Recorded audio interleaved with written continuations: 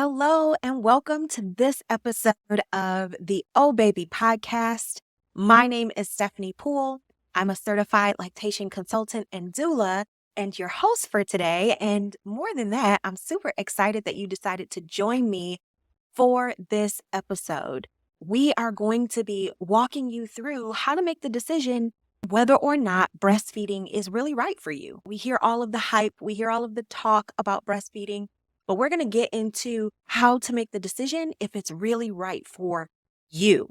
So if you are pregnant and you are interested in breastfeeding, but you want a little bit more information, definitely stay tuned for this episode because by the end, you should be able to determine if it's really right for you and if it's something that you are really going to be aligned with to try with you and your baby. So definitely stay tuned for that. You guys know that I usually start the episode off with a segment called What Up Though?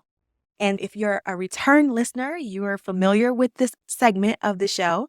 But if not, this is where I get to share a little bit of personal things that are not necessarily on topic for the episode. And hopefully in return, I can learn a little bit more about you. So if you hear something that resonates with you, you can always connect with me in my DMs over on Instagram at Birth Prep Academy. With that being said, today's topic in the segment What Up Though is going to be about me signing up for a half marathon. Y'all, I did a thing. And I haven't really spoken much about it, but it is something that I have been working towards over about the last month or so. And I still have a few more months of training to do before the actual race. So I'll definitely keep you posted with that. But I am learning so much about me. I'm learning a lot about my body, about what it takes to really set a goal and then show up consistently to to try and achieve that goal. So even though it's a fitness goal or a wellness, a health and wellness goal, it's teaching me so much more about just the different areas in my life, like here in my business, even more specifically with the podcast, just showing up consistent and the importance of that. It's teaching me that you don't just wake up one day and decide to run a half marathon. Like you doing so would seriously position you for injury. Bottom line, just injury and a lot of pain and suffering. But getting up every day, doing a little bit towards it every day really pushes you towards that goal. And then one day you look up and you really are conditioned and trained and ready to run that half mile. And that really is just teaching me a lot about what it takes to be successful in terms of really hitting your goals. And so I hope that you can pull little nuggets from that as well in terms of maybe a goal that you have.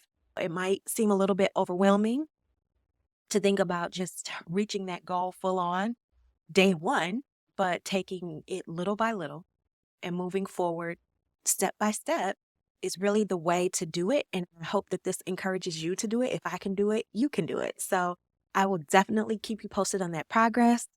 Currently, I am up to about 4 miles.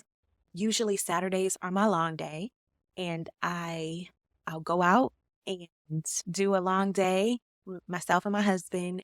And usually once we're done, we're both really tired, but we both feel very accomplished that we're doing something toward some goals that we have. Yeah, I'm excited. I'm excited. I'm nervous, but I am excited. And I will definitely keep you posted on that goal as the weeks and the months progress, even up until race day. So if you're interested in that, if you want to follow that journey, or how about you tap in and let me know maybe a goal that you're working on consistently over time so we can be accountability partners. I would absolutely love that. You can DM me over on Birth Prep Academy on Instagram. And I would like to just kind of check in and chat with you. You can follow my journey there as well. I'll be updating you here on the podcast too. Stay tuned and I'll let you know how it goes. All right, without further ado, let's go ahead and jump into this week's episode. Okay, so this week's episode is definitely one that I feel like all first-time moms should really take a good listen, right?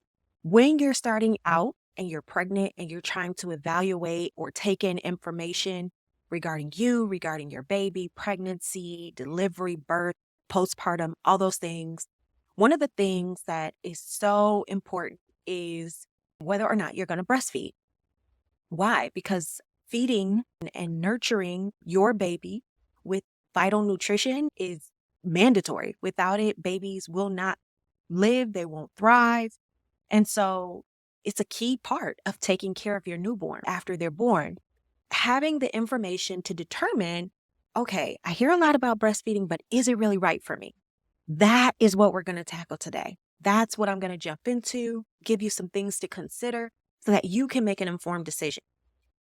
I'm going to be honest and upfront in the beginning of the episode. There's a disclaimer. I'm a lactation consultant. So obviously, my opinion is, I'll be very forthcoming with my opinion in that I firmly believe that breastfeeding and breast milk is the optimal choice for human babies based on all of my training, all of the knowledge, everything that I've been privileged to have learned about in college and taught and trained on. There's nothing that stacks up to it. And I'm just going to put that out there up front. But that is my opinion. I am well aware as a human, as a mom, that, for whatever reasons, that may not be a viable choice for everyone. And so I feel like it's important for me to at least present the information and then allow you to make an informed decision based on where you are and what aligns with you and your lifestyle. So that's the purpose of this episode. And hopefully it will provide value for you to do just that, to be able to make an informed decision.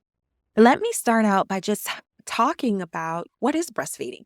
Why do we recommend it? So breastfeeding is simply the human milk that we produce starting at 4 months gestation. So when you are pregnant at about 4 months, your breast development starts to move into lactation mode, where those finishing touches are put on your anatomy to then be able to start producing milk.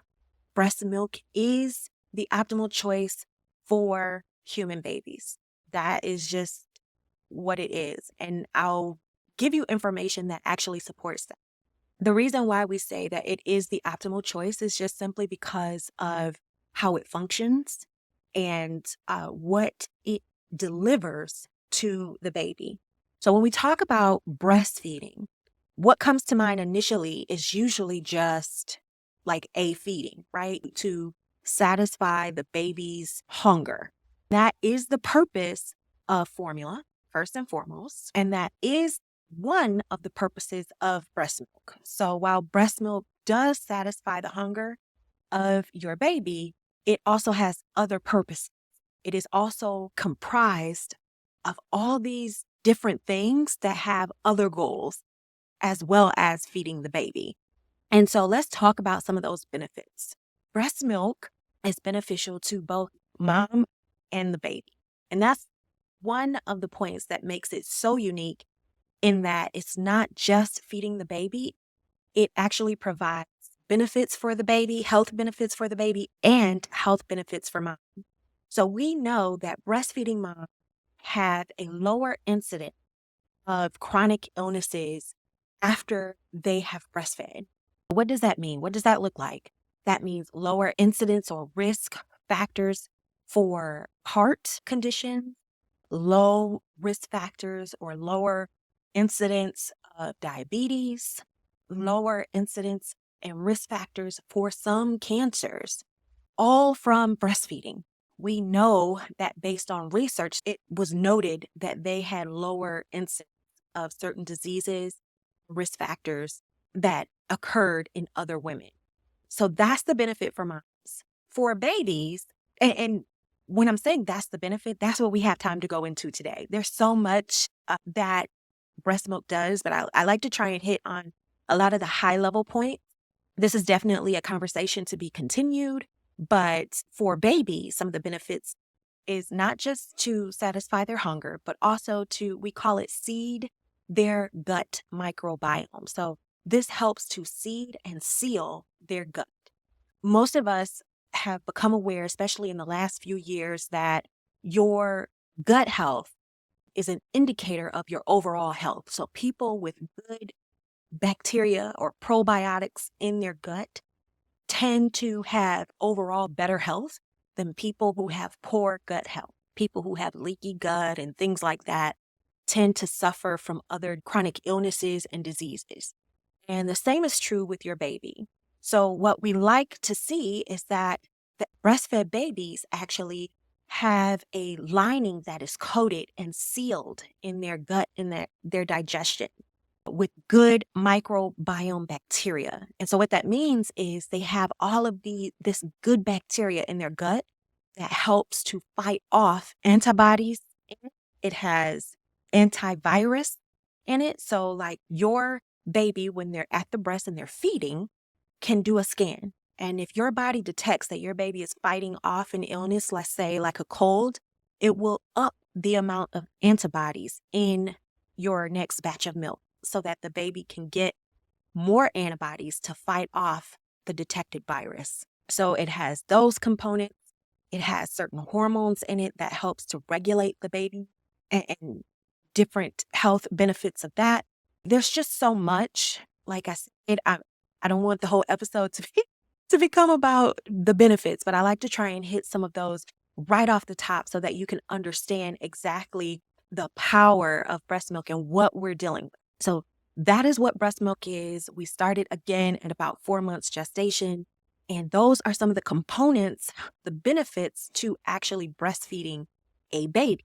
And why is that important? Because we're talking today about, is breastfeeding right for you? And to me, whenever I'm explaining or coaching clients, patients in the hospital, it's important that they understand the why, because there is a learning curve to breastfeeding. It doesn't always start out smooth with no bumps in the road. It's very likely that you may hit a few bumps before you actually get into a rhythm and a groove. And when you're working through that, you need to have a why. Otherwise, you may not necessarily see the value in continuing forward this journey. So that's why I like to explain up front what some of the benefits are so that you can really assess why breastfeeding may be worth the actual work or the persistence, the consistency of keeping it going, what the benefit is. And we just talked about that. So now that we've gotten that out the way, let's move on to maybe some considerations that you should consider when you're thinking about if breastfeeding is right for you. So the first consideration I like to really talk to moms about is your lifestyle. On the go, maybe you have to go back to work after having the baby. That is the case for you. How will breastfeeding look for you? What does that look like? Is this something that you feel like you'll be able to do? And it's important to understand, and I say this to so many of my moms, which is breastfeeding can take on whatever shape you need it to take on. Sometimes, and myself included, I was of the impression that breastfeeding was putting the baby to breast and in reality, it can be comprised of a lot of different things. So what do I mean by that? Sometimes you might put the baby to breast. Sometimes you may pump. Sometimes you may pump more than than putting the baby to breast. It depends on your lifestyle and what works for you. And some people use formula as a tool. We always support giving breast milk first because of all of its benefits. Also, it is easier to digest than formula. So we always try to give human milk first as the recommendation. But let's say for you and your lifestyle, supplementation is needed. And I think when people start to have that conversation, they are under the impression that means they have to automatically discontinue breastfeeding. And you do not. You can actually do a combination of both breastfeeding and formula supplementation. You can breastfeed and you can pump and supplement that way.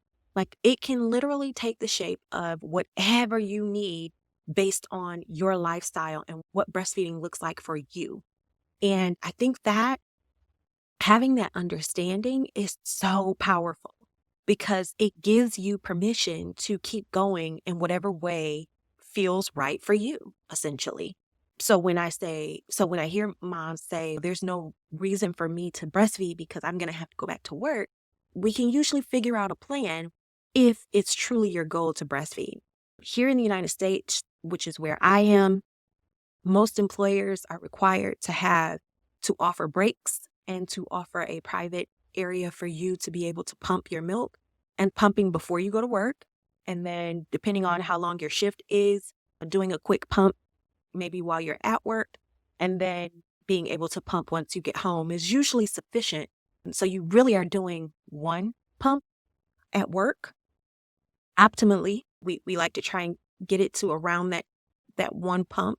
If you're doing a full 8-hour shift, if you're doing more than that, you may need to pump a little bit more, but ideally for an 8-hour shift, only one pump is needed. We have wearable pumps now that offer convenience. And also something to consider is that a pumping session really only needs to last. Optimally, we like to shoot for about 15 minutes, but if you can't do a full 15 minutes, even if you could do a minimum of a 10 minute, let's say you have a 10-minute break, you can still do a pump 10 minutes and it's enough to relieve pressure, to express milk, and to be able to move on with your shift, and then just do a full session before and after work. So we can always work out a plan to accommodate, but it is important to understand what your lifestyle looks like, set a goal, and then try to create a plan to really support your breastfeeding goals. So that's something that you need to consider. Also, another consideration would be your health and medical history. We need to assess what your health conditions are, and if you are on any medications, what that would look like, and if there's any medications being passed through the breast milk, how will that affect the baby? So we also need to assess. That is a consideration that you need to consider. The other consideration I would put out there is for your support, your level of support. And what I mean by that is for you to identify, especially in those early days, in the immediate postpartum, like where your support is going to come. That is so important. There's a research that was done in regards to moms who had support. Now, this particular research was done on spouses or the dads who were there to support breastfeeding moms. And what they found is that moms who had dads support them in their breastfeeding journey were like 3 times more likely to actually be successful at breastfeeding. Now, I think it's very powerful to have a couple that is supportive of one another in that way. But if your situation is that you don't necessarily have the spouse there for whatever reason, right? I think it's still important to identify at least 1 to 2 other people. Maybe it's a mom, maybe it's a sister, maybe it's a close friend or a coworker. But you need to identify someone who can be there to help support you, encourage you through those days and weeks in the immediate postpartum so that you can really be encouraged to keep going. Like I said, breastfeeding, one of my key sayings is breastfeeding is very simple. It's very simple because all you really need is you and baby. It's been going on since the beginning of time.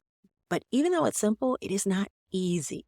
There is a learning curve to breastfeeding. And so in those early days, while you're trying to get a rhythm, while you're trying to learn your baby's feeding cues, and you're trying to understand how to latch and really help the baby train in your feedings so that they know exactly how to get onto the breast and start drawing milk right away, that takes a learning curve. And in those early days, you can hit a patch if you have a baby that's really sleepy. So they're not latching, they're not opening wide. You really have to almost not force them to eat. We never want to force, but you really have to entice them to get on, to open wide, right? That could be a challenge. Or what if the baby has some kind of tongue tie or some other kind of issue where the latch hurts or is uncomfortable because of the way the baby is on the breast? There's a lot of things that could potentially cause what we call a bump in the road in that learning curve. And so having someone to really help you is going to be key. Now, when I say this, I'm immediately thinking of a particular couple that I was their doula at the birth. And the dad, I shared this information with him, shared the importance of the supportive spouse and how women are more likely to be successful at breastfeeding. And it literally panned out to be true in their case because he was a champion. He took that information and he just championed his wife in such an amazing way that when we talked about it later, the mom, the wife, was like, there were times when I was really ready to give up. I had a hard time latching the baby. He was much better at helping me get the baby on than I was by myself.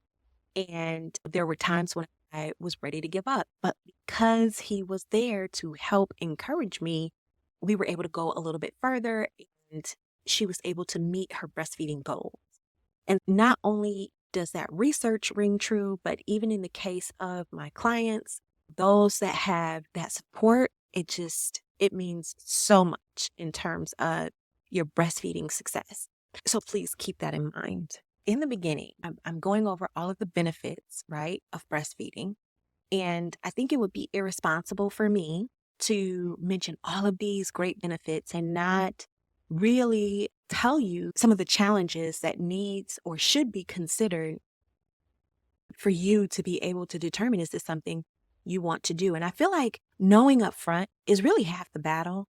So number one, some of the challenges you may encounter is a physical soreness, right? On your nipples, with the baby really manipulating them and with the sucking and things like that.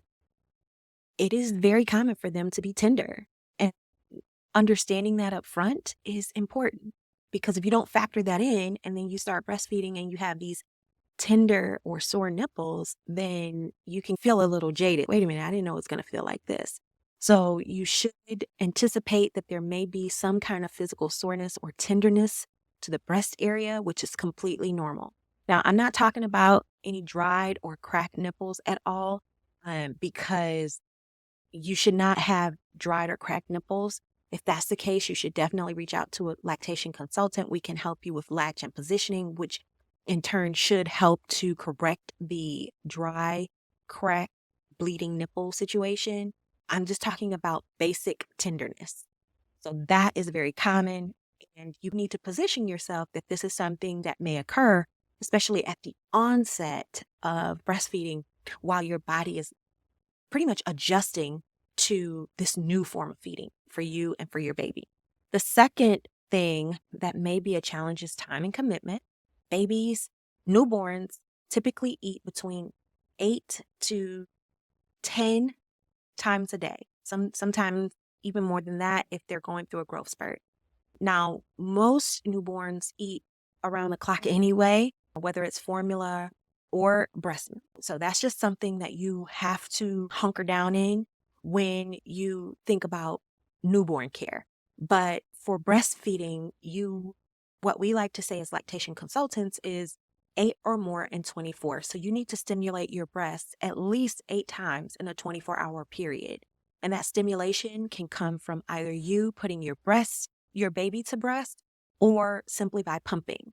But that needs to happen a minimum of 8 times in order for you to establish and sustain a healthy and adequate milk supply for your baby. Let me say that again.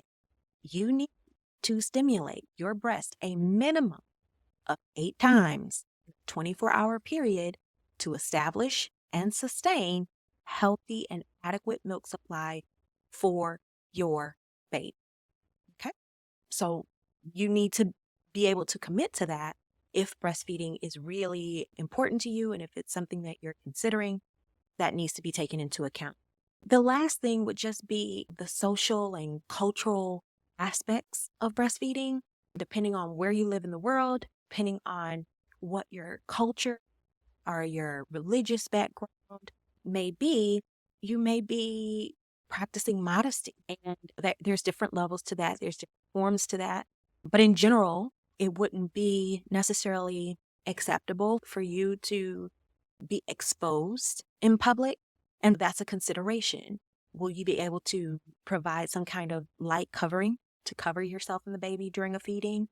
Or will you have access to maybe a private area that you could breastfeed in?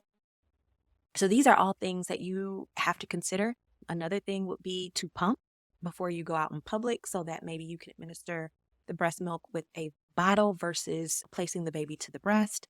So these are all things that you have to consider when you talk about breastfeeding that may be a challenge for you. It may not. Maybe you're totally okay with it and you don't have those particular barriers. But if so, this is something that needs to be considered when you think about, is breastfeeding right for me? In conclusion, there are multiple benefits to breastfeeding for both mom and the baby. It is not like formula. It is not an equal equivalent.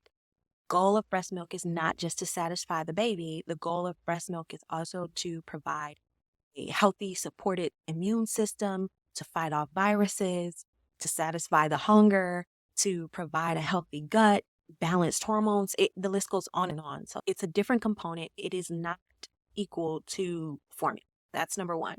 There's benefits for both mom and baby. Health wise, you should consider that. Also, consider things like your lifestyle, what breastfeeding looks like for you. If you practice modesty, what does that look like when you have to feed in public? Are you able to commit to stimulating your breast either through a feeding, placing the baby to breast, or pumping a minimum of 8 times a day in a 24-hour period? Is that something that you can commit to? The soreness, especially in those early days as your body is adjusting to this new way of feeding. These are all things that I want you to consider when you really take a look at breastfeeding.